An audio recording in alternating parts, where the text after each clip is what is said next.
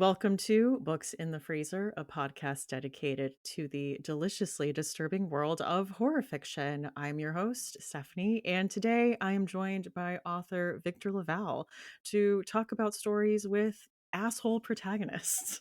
Hello. Stephanie. Good to be here. I am excited to have you. You suggested a few topics, and this was one that stood out because it just seemed fun to get into. Right. I think, I remember I think I sent you like a list of like 5 or 6 and Andrea, my publisher, she wrote back, she said, "No." Stephanie said, "For sure. It's this one." And you wanted to talk about this in relation to your book, The Devil in Silver. Yes. Can we speak on that? What makes Pepper, as we're introduced to him, like what puts him in the asshole category? Well, so right from the very beginning, so the heart of the idea is like Devil in Silver takes place in a mental institution in Queens.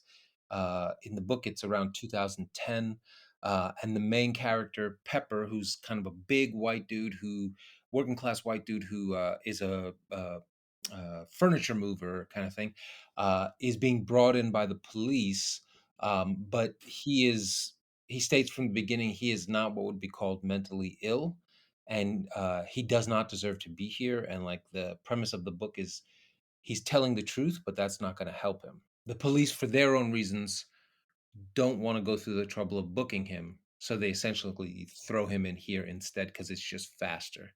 And the thinking on their part, which is a thing that they will have done a number of times before, is if the police bring someone to a mental health unit, they have to hold them for 72 hours.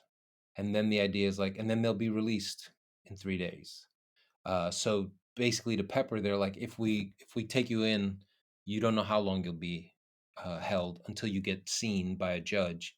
But in here, in 3 days, you'll be out. Just don't be an asshole about it. But Pepper can't help himself because he's an asshole.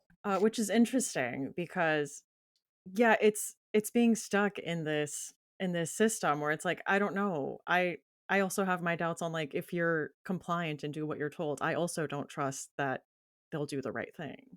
So Well, like that can you win either way? well that yeah, the heart of in a way, like part of the sort of like thought experiment I wanted to sort of base the novel on was this idea that that some people have, right? Which is that, like, if you don't do anything wrong, nothing bad will happen to you.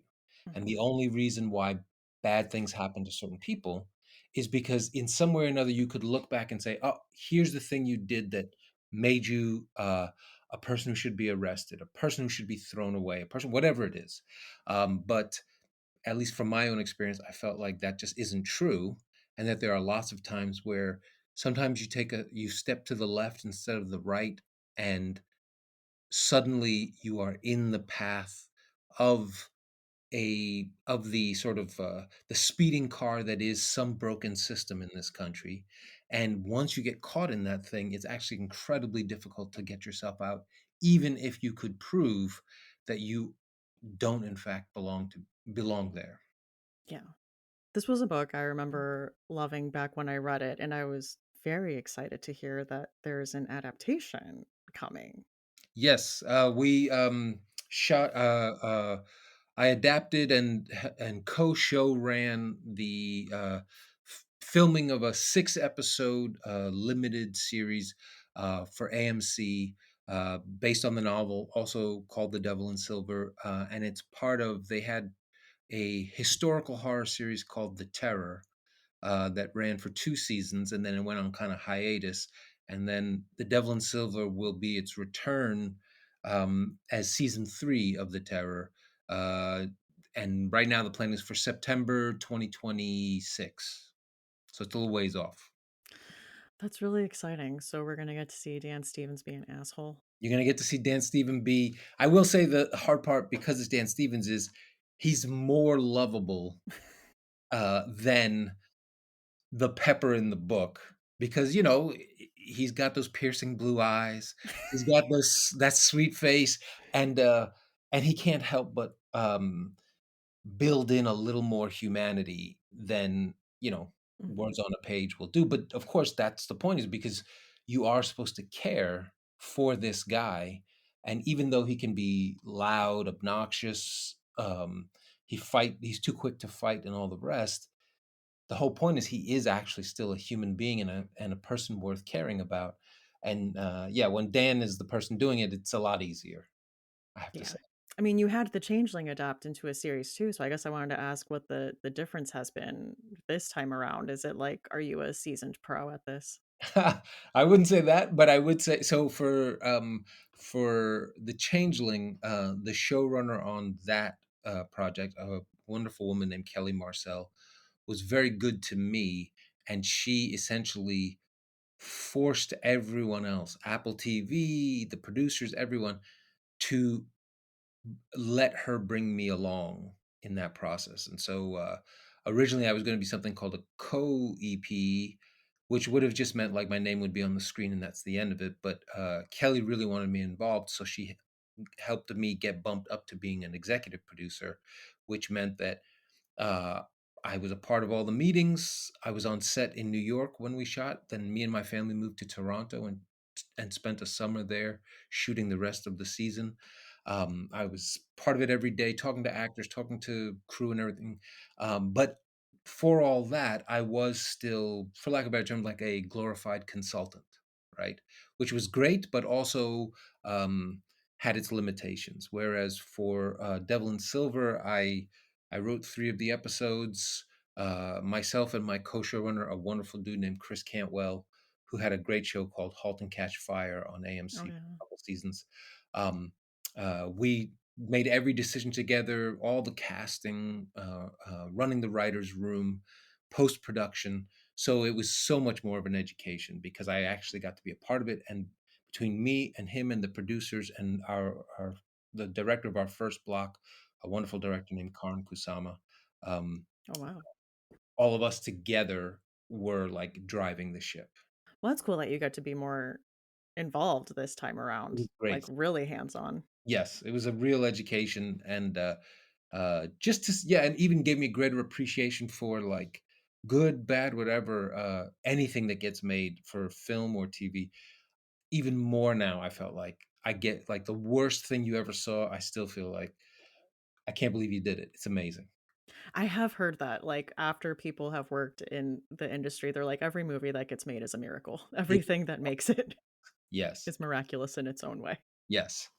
Even the worst piece of garbage you ever saw, it is still like s a whole bunch of people did some really heavy lifting, to get this to you. Yeah. So you might still not like it, but you at least gotta respect that. Yeah. But yeah, we're talking about asshole protagonists today. And I guess I wanted to ask you, how would you define asshole? Like, what makes a character? What puts him into that camp? Well, so that's the thing, one of the things that I think is very interesting about that is that, like, I think every human being is potentially an asshole if the situation pushes them the right way, right? And one of the things that I'm super interested in fiction and then in TV, movies, and all the rest is just the sense like I know like there's oftentimes this thing of like we want the reader to like our main character, and I don't like that advice.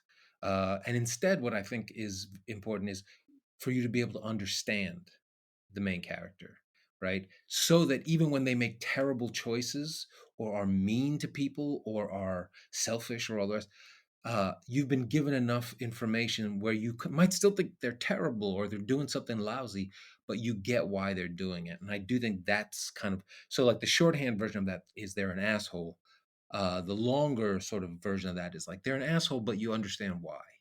And you could Yeah. almost imagine for yourself if you were stuck in that situation, here you might act in some way bad, even if not the exact same version of bad. Yeah. I think one of the first characters that came to mind was Jack from The Shining. Absolutely. Well, certainly, and from I mean, I guess this is the whole Stephen King hating Kubrick's version, right? Is like, at least he redeems himself in the book. But I have to admit, like, so I love both in their own way, but I really do kind of enjoy that Kubrick's point was like, this man is not good and was never good. Yeah. And that there's something really ruthless about that, especially when you discover that Kubrick could be such a terrible person. certainly to Shelley Duvall when they were making that movie, Yeah. you know? So I kinda like that for him, he's just like, there's no redeeming this person, uh, versus King's where he's just sort of like, he's gonna lose, but he's gonna sacrifice himself for his wife and kid in a way, that makes him good, Yeah. you That know? there is that chance of There's some redemption for redemption. him. Yeah, exactly.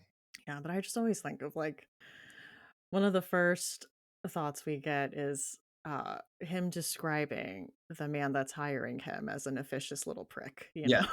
Yes. Yeah, and like, I mean, I guess oftentimes there's I think there's the criticism that in the movie version, you think he's already sort of gone off the deep end right from the beginning, but I don't, but to your point, I think the book is actually doing the same thing. Yeah. He Uh, sucks when we meet him. yeah, but I think that in a weird way, sometimes the people who defend him in the beginning of the book, I wonder, you sort of say like, "So how many people do you call officious little pricks?" Yeah, Right? Like you're it's really like every, what is it? Every accusation is an admission. yeah. Well, I was thinking too to, like, the flat out evil, POV narrators that Mm. I read that are, homicidal maniacs, I find myself laughing at some of their observations. They're like snarky inner monologue at the world around them where I'm like, that's kind of funny though. I get that. Well, certainly I think when it's done its best, like, I think in a weird way, the worst would be an evil person who's not funny, Yeah. right? Because then it would just be grim. But, oftentimes, it is interesting that people, if they do write someone evil, it's when they can let part of it is letting out all those messed up perspectives that many people have Yeah. in flashes, but this person lives in that place, you know? Yeah, and I was gonna ask about likability. So after The Devil in Silver, did you get reader feedback about people not liking Pepper or commenting that he was an awful protagonist to read or deal with? And I guess because I feel like I have a lot of, female author friends who deal with this kind of feedback Yeah. constantly. More on the annoying. They have to worry Uh-huh. about coming That's off as very annoying. annoying.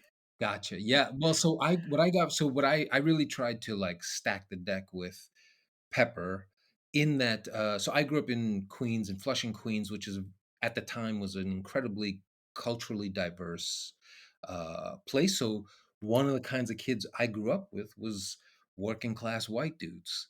And so I tried to make Pepper like not the salt of the earth working class white dude that you get in like a movie or something like that, but like the real kids I grew up with who could very easily be like racist, sexist, homophobic, and yet also like, and also quick to be in a fight, like all these things that would be taken as like awful character traits, and are, I'm sure, right?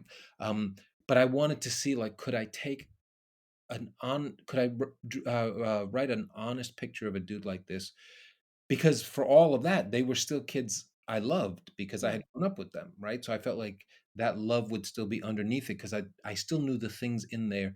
Like they were quick to get in a fight, but they'd also get in a fight for you, Yeah. and they'd fight to the end for you. And in my case, like, as a black kid, like, and then turn around and we'd trade racial epithets right after the fight. I mean, it wasn't like all sweetness and hugs, um, but I wanted to write that dude and then see, could I make people start to see the good in him? And so what I didn't get annoying, but I did get like, I had a hard time at first figuring out who I would like, and who I would pull for because I didn't pull for Pepper. I thought Pepper was awful. Uh, Yeah. and so maybe the one good thing is because he's in the hospital on the first page, so you do get to meet a couple other patients who are more sympathetic, even if Pepper is not sympathetic to them. Yeah. He's mean to them, but they are interesting and funny and likable. And so I think there's a way that what I would hear is, who I really liked in the beginning was this character Dory, or I really liked Coffee, and that's who I was into. And in time, I started to see the layers of Pepper. Um, but I think if we had to spend 30, 40 pages with Pepper before he went in the hospital, I don't know that anybody would have read that book.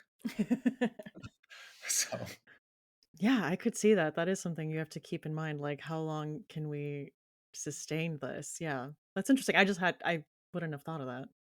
I mean, certainly it's just a thing that, like, maybe it's also because I teach, I like my day job, I teach writing, and, one of the things that I'm often talking about with my students is, like, how long do you think a reader is gonna take this person? Mm. Like, sincerely, before in the case of what we're talking about, it's less necessarily like, are they likable or not? It's more like, are they gonna do anything? Is this gonna be is a plot gonna show up or an interesting or surprising event or anything like that? But it's the same idea of like, certainly it doesn't have to be that, readers need an immediate thing, like page 1, here's everything you should know and why you should care, but the promise that something is coming, you know? Yeah. Uh, and I feel like that's the case for like even like with another book of mine, The Changeling. Um, you spend I would say the first 110, 20 pages of that book just learning about the main character's parents and them meeting and falling in love, that falling apart, and then him meeting the woman who becomes his wife and them falling in love. And I certainly had some people who were like, "Hey, can some horror happen in this thing?" Because there's a lot of falling in love and meeting each other. So when the horror does kick in, I hope it felt like it kicked in with like a real like, "Oh, we're here." Yeah. But, there were people there with that book who were just sorta like, "Look, I don't need to read about people falling in love." And then I just was like, "Well, I don't know, this is not the right book then, 'cause People at least need the context. Yeah, you need context, I think. Well, should we get into our book picks? Absolutely, sure. Okay. I wanted to start off with The Last Days of Jack Sparks by Jason Arnott because this is a book I have recommended for years, and it is the one I have had the most people not finish because of how awful the main character is. And I'm like, that is the point, That's though. Have you read this? I have not. Okay, so this is about a fictional character named Jack Sparks, who in this world is a provocateur, bad boy journalist of sorts. And you are reading his posthumous manuscript. His last project was looking into the occult. And kind of his whole persona is that he's, yeah, this edge lord bad boy who just answers to no one. He doesn't care, and so you're reading this, you're getting notes from his editor, from his brother, and he is just awful to everyone around him. One of the scenes that opens up is like he gets invited to the Vatican for some kind of, I don't know if it's like technically an exorcism, but they're like dealing with someone who is demon possessed. And he laughs during I'm gonna say procedure, but during the ritual, and the demon stop like, the possessed person, like, stops what they're doing and, like, just looks at him Yeah, and hones right. in on him. And so, you have to kind of get through this to get to the point where, slowly as he's writing this, that persona starts to fade a little bit and more of the real Jack Sparks is coming out as he's becoming more scared for his life and, dealing with more of this face to face. But he is a tough read.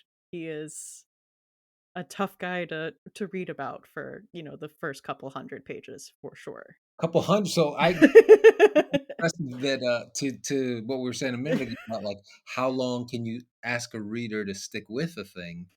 Uh, I mean, I'm impressed by the, Yeah. author's willingness to say, I mean, when you said I thought you were gonna say for the first couple, chapters, No, but for the first couple 100 pages and was I mean, I but I think I don't know, in the way it's written in this, like, meta posthumous script with, like, notes from, the people that knew him and adding context and this being a manuscript, and I always kind of very much felt that it was a persona, but, he also gets to a point where there's, like, one really close friend that he has, and he betrays them, and you're like, "Oh, maybe you really are Yeah. this asshole," you know? Do you think it helps I wonder immediately, like, do you think it helps if you know it's posthumous, so you know he's not still around being awful? I think so. Yeah, there's a ways I'm sure there's a mystery to it, like, how did he die? But also Thank God he's dead. Yeah, like, maybe he deserved it. Maybe it'll be like but I don't know, I really liked it, I thought it was scary. Like, I read this. I used to work overnights as a baker, and I would be there, like, by myself, like, waiting when I was done with all the baking, like, waiting for it to open, and I brought this to work with me one day, and I was genuinely creeped out reading some Yeah, passages, like, in a restaurant all by myself in the middle of the night. I bet, I bet. I mean, that does seem like this, it's a movie, but, I think it's called Last Shift, Yes. and that same feeling of, like, everything's closing or opening, like, it's all empty. There is something and it's a job, right? Like, there's something particularly scary about being at a job when no one else is there, like, in college for a little while, I worked for, temp agency Manpower, one of the jobs was, cleaning offices, and it would either be late at night or very early in the morning, and even then, it would be a crew, even 2, 3 people, but if it's a couple-story building, you're alone on that floor, and even that is creepy, uh, you know, because of I mean, I guess just the nature of like you're not at your home, no one's around. And so then to add in and also reading a book that's disturbing seemed, Yeah, yeah, like the equation. yeah. My gosh, one time I worked and the teenagers that were closing forgot to close the back door, Oh I my guess. I know. So God. I'm working by myself. I have headphones in, listening to podcasts or music, and I'm like running around, and I make it to the back, and there is an old woman Oh just my God. standing there in the middle of the like where the Wow. dishwashing area is, and it gave me a heart attack, and I looked at her and I said, "You're not supposed to be back here." And Wow. she said, "I was told I would get boxes." And I'm like, "They're in the back. Like, they're outside. Please do not come in here." But it was, like, midnight. That is that is great in retrospect or from a distance, I know. but that is a great live scare, I would Oh, think. yeah. Oh my Good. god. I ripped those headphones off. Yeah. Yeah, did you ever trust or did you from then on check that back door every shift? I did. Yeah, Absolutely. I'm like, yeah, that's terrifying. And then the hard part, I could see, like, even when she leaves, then you couldn't trust the whole rest of the night probably. You have to. "No." Yeah, yeah, that's good. Ugh, creepy. So anyways, all that to say, that is The Last Days of Jack Sparks, which when I read it, I would put in the freezer, like, it did give me the creeps. Yeah, I don't know how it would hold up now, like, after, I've read so many for horror sure. books since then, but, in that moment, in that setting, everything was perfect. Yeah. It creeped me out. But that's S the beauty, too, of, like, a writing life, right, is, like, I do find I wonder sometimes, like when people talk about like their formative writers, sometimes it'll be like, oh, someone I came to later and they really mattered. But so often, obviously it's like those teenage years when you're reading, or if a parent or somebody older sibling read you something. And it's also because like in a way, like uh um you're still um you haven't become not hardened, but used to certain things. And so it just digs in so deep because it's the new thing. Yeah. Yeah. Well, so my first book is, I think one everyone will know, American Psycho by Bret Easton Ellis. And I picked this one because he is obviously an asshole, right? And potentially a serial killer, right? I think in a way, maybe somewhat similar to what you're talking about with the first book. Um, I think the first time I read it, part of what made it very scary to me was that I didn't understand it was satire, or I didn't take it as satire, I should say, because he plays it so on the page, he plays it so even, like he never winks at you and tells you this is a joke. It's just more like the accumulation of detail. You have to start to figure that Patrick Bateman is um, so warped that probably none of these things are happening, or possibly none. He's not actually killing anybody. He's not doing any of this stuff. But it's the story that's rolling through his mind as he goes to work on Wall Street every day. Um, but the first time I read it, I think it was just pure horror, like because it's like right from the beginning. Sets you in a time and place, 1980s, yuppie, the 2 yuppies in a cab, driving along, talking about like the new stereo they're trying to buy and the ads on the wall, but then also talking about like all the homeless people need to be killed. And just all of those things sort of rolling together, none of them given more or less weight. Uh, and the sort of build of that and the way that Bret Easton Ellis just chapter by chapter, page by page, it's just more horror on top of more horror on top of more horror until I felt like the effect you're supposed to have is just like I'm like this is like the autobiography of Satan or something like that. Like this is the worst human being I've ever read in my life. And I think it was only after I'd read it the first time and then somebody explained like it's supposed to be satire that I was able to understand it in a different way and grasp maybe a little bit more of what Bret Easton Ellis was doing. Yeah. This was one I definitely struggled with, Yeah. because I was getting bogged down by too many of just the material details because it's really driving home that, like, consumerist, materialist, like, yuppie life, and Yes. so he is, like, describing every surface in his apartment, like, what the granite looks like, what the the type of cabinets, the type of dishes he has, and I was like, "This is a slog." Yeah. I Well, can't even get to that part. it's interesting. Did you think like because there's like one of the things that made Stephen King so popular? I remember like people always talk about the idea like he does say they eat Chips Ahoy instead of just cookies. He does name Mhm. this, or he does use pop culture Yeah. signifiers, and that was part of what made him so relatable. And it's interesting just to think of Bret Easton Ellis as almost like turning that dial to 1,000 Yeah. to just drown you in this stuff. And I agree. It is like even that is its own kind of wild stylistic choice. Yeah. That absolutely I think just makes people bounce off it.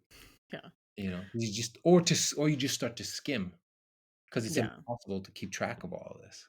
Yeah. It is going to be my Halloween costume this year, Is though. it? It is. That's amazing. Are you gonna wear like the Christian Bale, like with the raincoat and the axe and all that? Yes. Yep. Oh, that's great. That's amazing. Yeah, I'm excited for it. I bought the raincoat and I was like, You feel ready to kill. I already feel like I ready to put some Huey Lewis in the news on, you know? Will you have the axe as well? Yeah. Nice, very nice. Yeah. And even to speak of adaptations, I do think part of what makes that movie so incredible too is that they didn't blink about how terrible he is and all like that and that what's his name and that I'm forgetting his name Christian Bale, thinking of like maybe potentially the vanity of actors, that he didn't try to find some way to soften it, No. you know that in fact it seemed like he jumped headfirst into how absolutely insane and terrible Patrick Bateman is. He is, and I remember reading that he was so taken aback by, like, the finance bros really taking to Patrick Bateman and liking him as a character. He was like, "Oh, so it didn't work. You Well, didn't get it." him and, like, the other one, right, is, Gordon Gekko from Wall Street, like, the number of Wall Street bros, or bros in general, who were quoting that "greed is good" as, like, "You see? Like, the Constitution and that speech are the 2 best American document," and imagining Oliver Stone wanting to beat all of them with a bat, uh, Yeah. but that's its own scary thing is, like, how many people are susceptible to that kind of, um, uh, sort of do what you will and don't think of anyone else. Yeah. Yeah. Oh my gosh, that just also reminds me, another work story. After the baking job, I worked at a startup for a Yeah, little bit. The one of the younger, bosses was coming around and talking to like the college girl interns we had yeah. for the summer and was like, "Mm, we really try to cultivate a kind of Wolf on Wall Street vibe here." That was the pitch. I was like, "Oh Jeez. God." So, yeah, I guess there you say again, like, that one too, the book and the Belfort guy and the Leo, depiction of him, the number of dudes who love that, Yeah. right?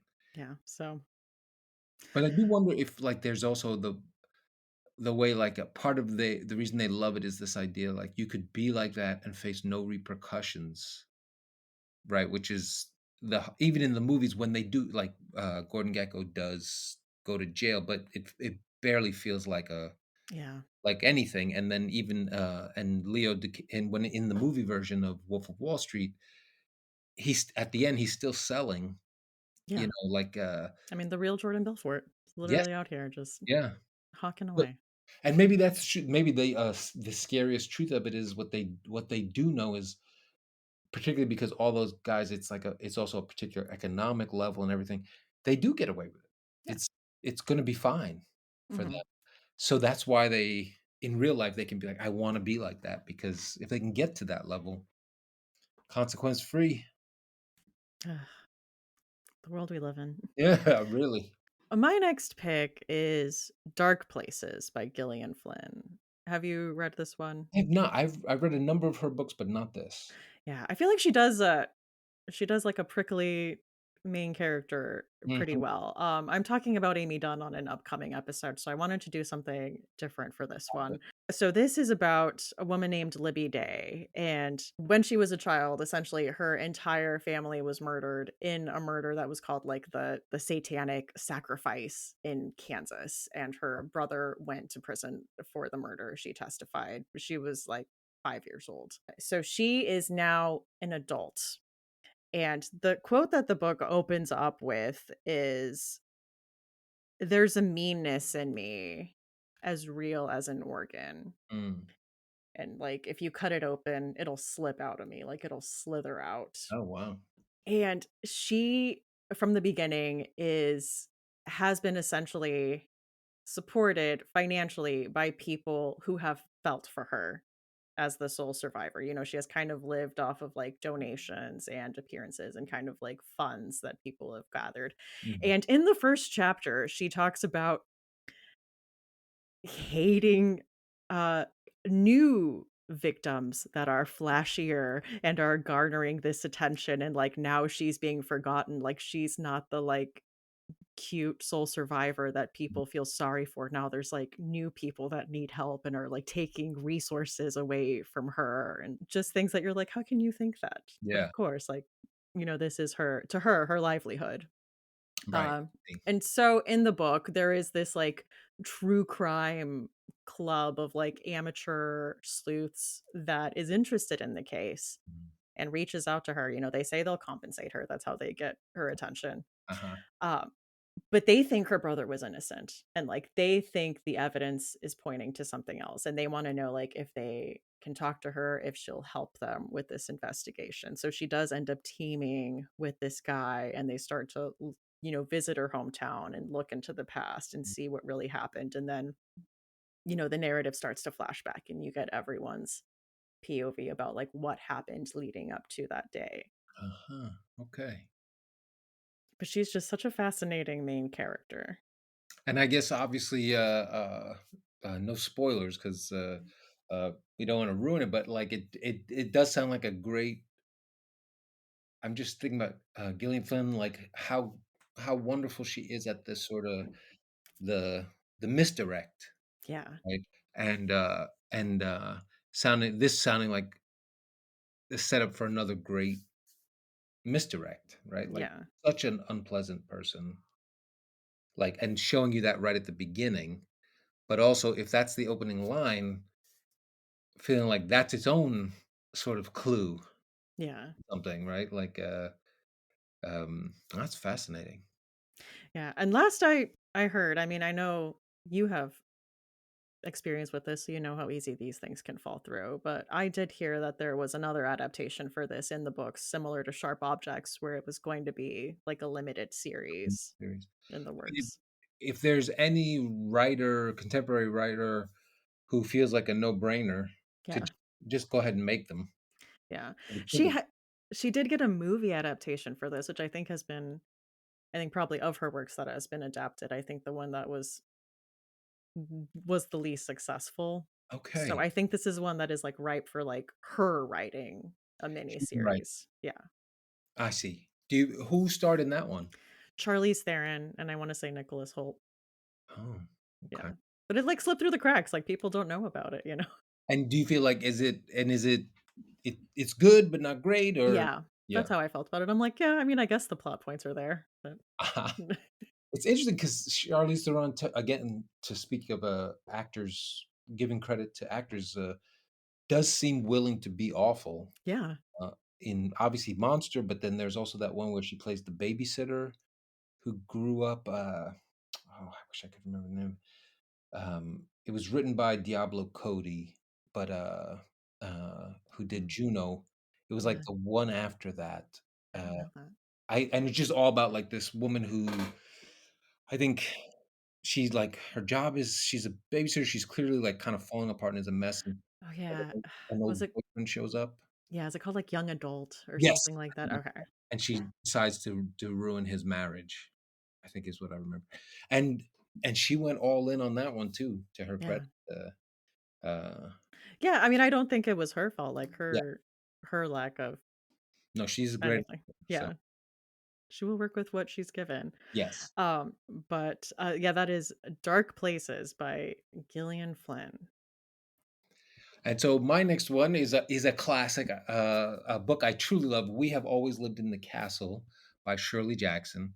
And the heart of this one is the narrator, the main character is Mary Catherine Blackwood, who goes by Mary Cat, and she lives with her older sister Constance and their uncle Julian, and they live in a large house on extensive grounds in like a New England town, like outside a small New England town, and um, years ago, the rest of the family died when they in the house when they were poisoned at a family dinner, Yeah. and Constance, I believe Constance went to jail for it, um, and now she's back. I mean, she was charged with it, but was acquitted. That's what it was.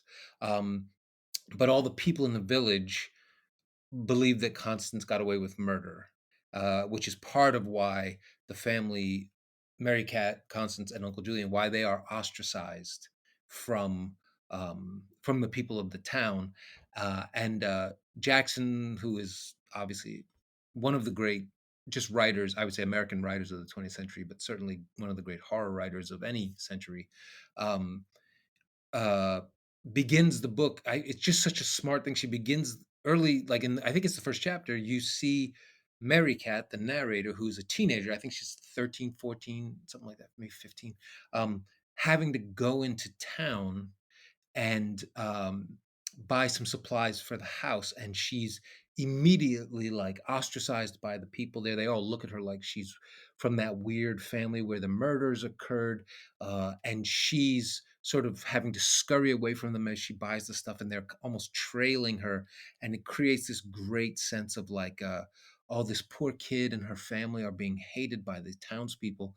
But part of the brilliance of that is that like Mary Cat is awful. She's a terrible, terrible child, and but by setting it up that way, it just does such a nice job of, like,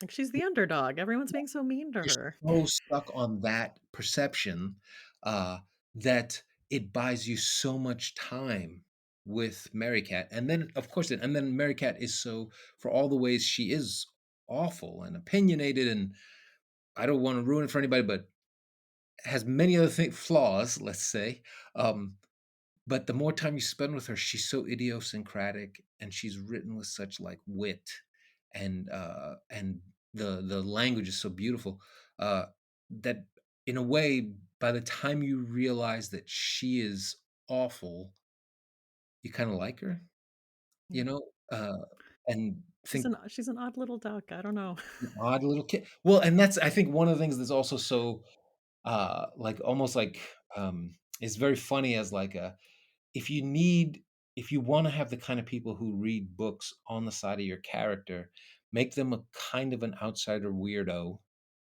who reads too many books.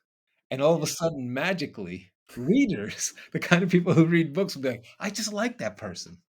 I just don't know what it is, but I empathize. Interesting. Yeah, I could see that. I mean, in her I'm case, kind of wondering if that's the case with, like, Joe from You, who, like, is this very literate guy who works at a bookstore, you know? I mean, I think it's like a it doesn't seem like a mistake to me that, so many characters at the heart of books are I mean, I'm thinking about, like, Stephen King and It, right? The Losers Club. There's a very easy way that could also be, like, these 7 obnoxious preteens who blah, blah, blah. But if you compare that to then you have Butch, who's, like, murdering people when he or, like, stabbing a fat kid in the stomach with a knife, the losers are gonna seem like sweethearts Yeah. by comparison. And so it does feel like sometimes like the low-hanging fruit of just make them readers, and all the readers will like them, you know? It's a cheat code for It's a cheat likability. code, I'm telling you. And Write that down, write that down. truly, in We Have Always Lived in the Castle, I it's also, Shirley Jackson, doing such a great I love her for among the many reasons I love her is for her venom about the quote unquote regular people. I love how in all her books she has such disdain for almost everyone. It's to me some of the best and most endearing things about her work is just eventually she hates everyone. And I love Shirley Jackson for that. Maybe because of my own misanthropic heart. Uh, and I love that she does it in a way that is almost always like it's not just mean, it's always funny or cutting or incredibly well observed. And then, of course, she never spares her main characters, Mhm. which helps. Like, it's not that everyone else is terrible and I'm such a sweetheart. It's Yeah, everyone else is terrible and I'm kind of a pill, is almost always her main characters. and I think that's why it works. And I think that's why it works. I think it's exactly why it works. Well, my next pick is A Boy Parts by Eliza Clark. Have you read this I one? have not read this one. We are in the POV of Irina, who is a successful photographer who takes explicit and often violent photographs of men she runs into. And her cover for this is like, well, I am just subverting the male gaze.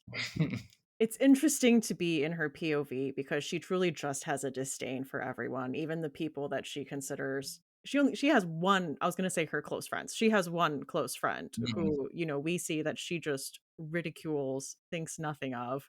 She does have funny commentary sometimes. Like there's a quote here that made me laugh when I read it. She liked Harry Styles a few years ago, and now she likes that white bread, absolute fucking baguette of a lad from Call Me by Your Name. That's great. That is great. So it's like she says things like that and you're like, "Okay, like that's that's funny." Yeah. Um, but she specifically targets like outsiders and like kind of lonely guys to like, show interest in them and like tell them that she wants them for this modeling job. She hides behind that like flipping the male gaze and then as she becomes this like kind of transgressive figure, like this artist, this misunderstood, like tortured artist, provides cover for this type of behavior. And then, as you can definitely see that this is coming from like some type of traumatic event that she Mhm. is trying to reckon with and deal with through these means.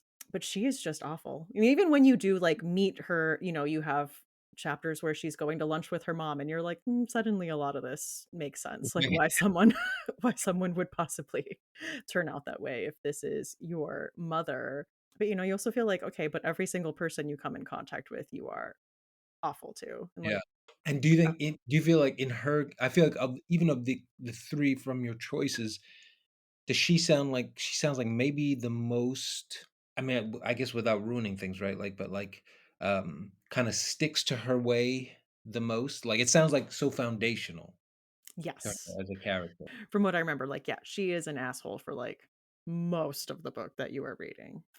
I mean, I have to say, like, all of these sound great. This I feel like I like the idea of also, like, her, um like that explanation, like it's just flipping the male gaze, just be for that way of like you know, um, whatever you want to, like, marginalized people can be monsters too, Yeah. and really, liking when things acknowledge that and sort of lean into that, Yeah. because he says that it's not exclusive to any one group. Yeah. And my last one is a novel called A Personal Matter by an author named Kenzaburo Oe. He's a Japanese writer, won the Nobel Prize, all this kind of stuff. But I really love A Personal Matter because it's his first novel. So he published, I think it got published in the 60s or something like that. Wow. Um, but the premise of this one is the main character is named Bird. It's just, obviously a nickname, but it's the only name you know him by throughout the novel. It's a very short novel, but essentially at the beginning of the novel, he and his wife have he and his wife they're married, and she's giving birth to their first child at the hospital. And since this is like it was published, I think in the 60s, so maybe it's set in the like late 50s. This is an era where the husband would not be at the hospital with her. uh, Her mother is there with her during the birth, and he's going to get a call to come to the hospital when the time comes, when the baby is born.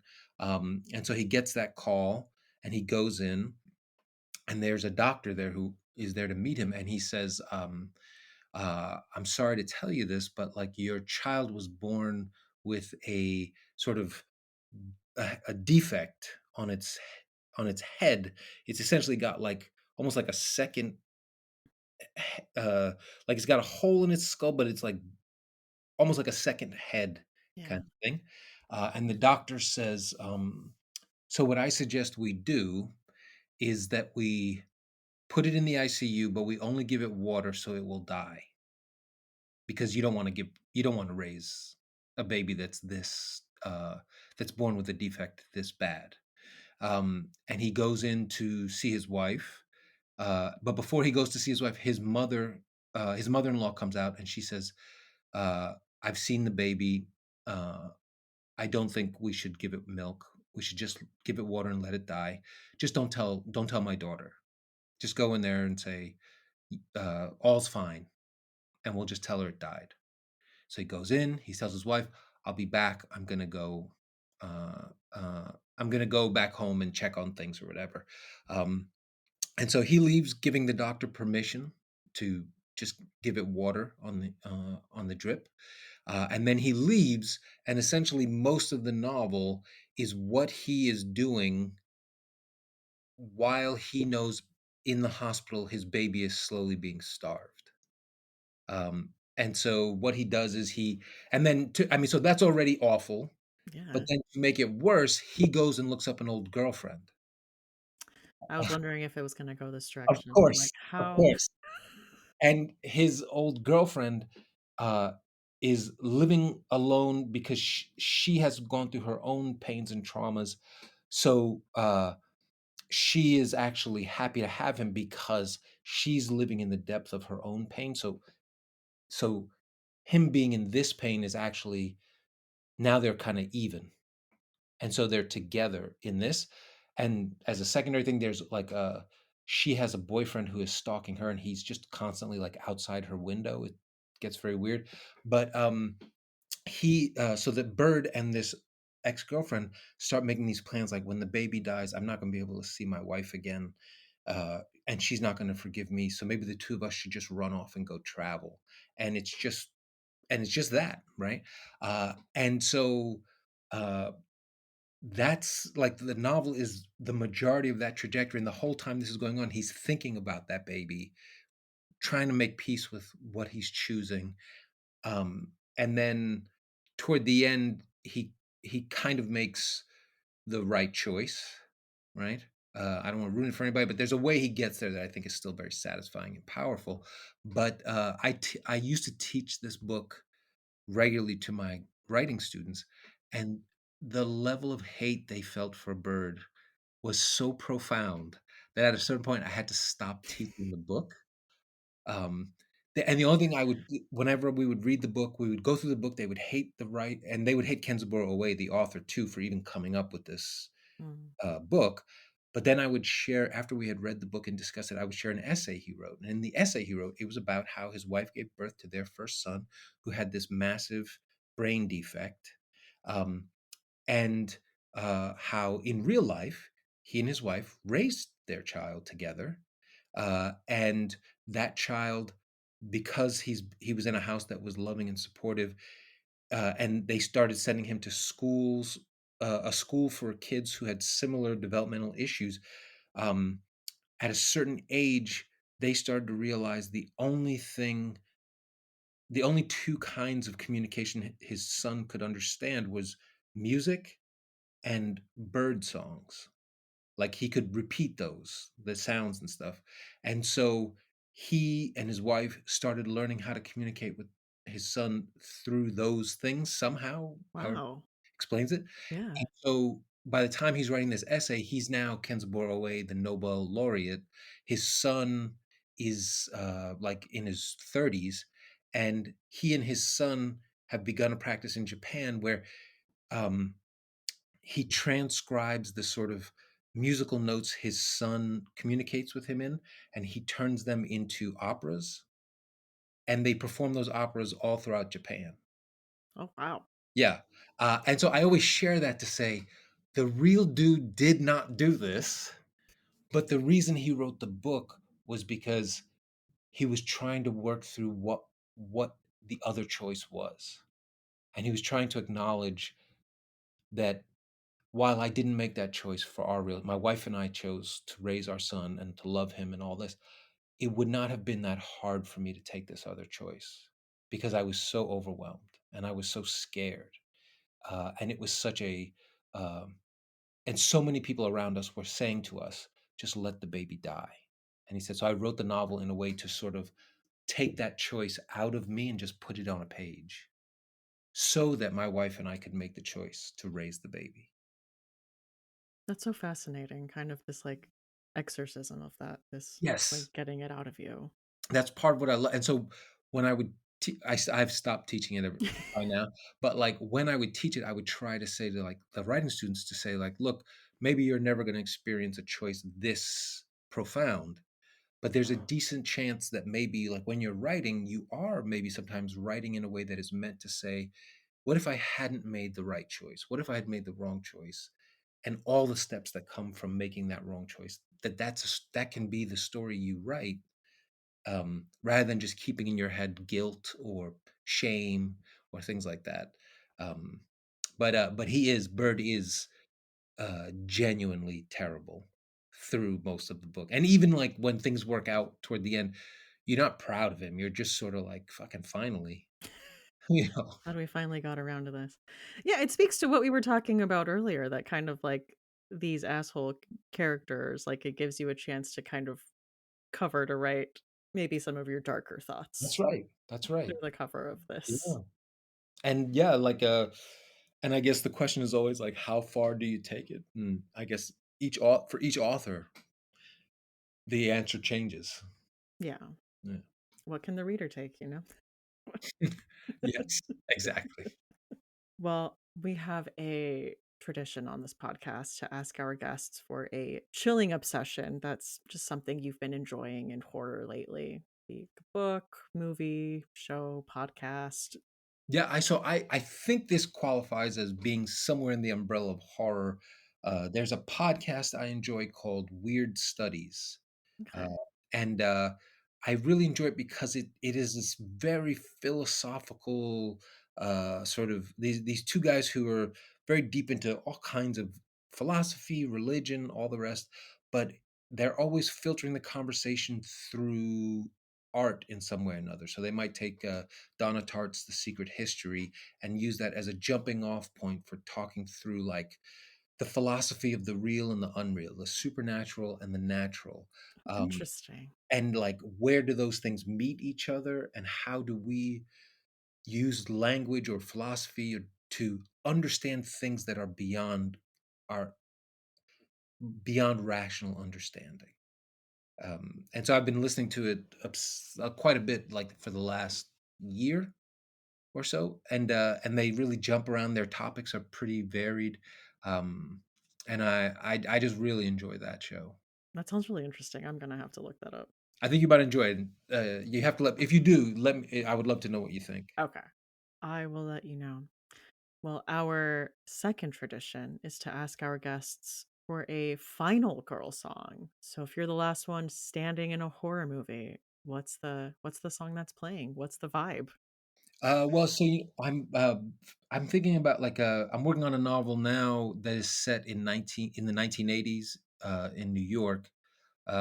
So I've had a Mm. certain soundtrack playing for a while as I'm sort of getting in the mood. So the song that I would pick is "Night of the Living Bassheads" by Public Enemy. Um, and it's a very sort of like propulsive, like loud, like hard song. So I think it would have to be playing when me and whoever is left are going into the monster's den to kill it one last time. Nice. I love that as a vibe. Just like Let's we put are, this thing to bed. yeah, we're gearing up, we're going down, we're Yeah. facing this. You also had, before we go, new paperback editions Yeah. of 4 of your books, and I love them. I saw, my friend Tiffany post about them at Books Are Magic, and I was like, "Oh my god, I need that." They did such a Yeah. give me 1 second because I just wanted to grab a copy because I do not want to, mess up her the artist's name is Yuko Shimizu, and she is an incredibly brilliant artist who did, my novel, The Changeling. She had done the cover for that, and, when we originally thought the Devil and Silver show was coming out this year, the publisher said, "What if we like to almost in tandem with the show coming out, what if we were to say like, look, we got Yuko to do these 4 new covers for 4 of the books, for 4 of the more like speculative supernatural books that I have. Would you be interested in that?" And I said, "Any chance for Yuko to do anything for the books Yeah. would be great." And then when she sent over what she was going to do, I just lost my mind. I thought they were so beautiful.